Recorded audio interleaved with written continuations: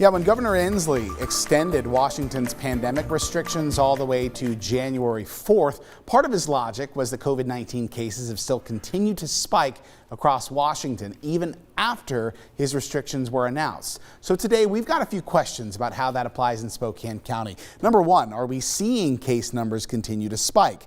And if so, how does it compare to the case numbers we saw before Inslee's initial mandate? And finally, who has been the most heavily impacted by the latest case numbers? So health officials across the country have said it takes about 10 to 14 days before we start to see any true impact from a holiday. So here we are today seeing the post-Thanksgiving impact with 34 straight days in a row of over 100 cases per day. Now, before this impressive streak, we only passed that 100 mark 25 times all year in Spokane County. By the way, today, we also have this shocking new single-day record of 692 reported cases just yesterday. Now, for some added context, from the very first reported COVID case in March through the end of October, Spokane County reported 9,985 new cases in 232 days.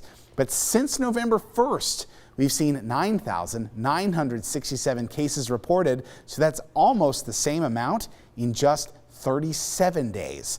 So now as we add in the moving 14-day average over the top of this data, we can start to find some of the answers to our questions. Are we spiking right now, first of all? Well, if we had done this story yesterday, I would have said no, because look, the average line has kind of been leveling off a little bit. But now we add in yesterday's cases, and yes, we can see we are heading into a spike.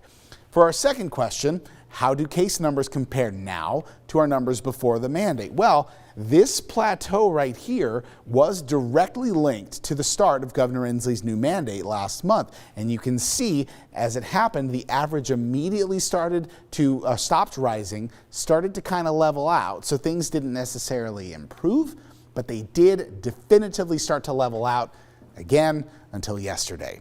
So who's being hit the hardest? Let's take a look at this data. As we can see, people in their 20s and 30s have been the two most heavily impacted age groups from COVID-19 all year, period.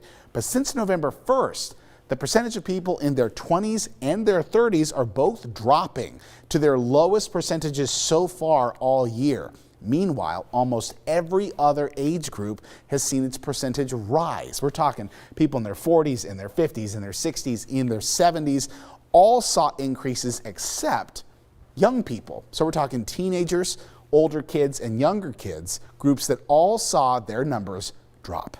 Tim?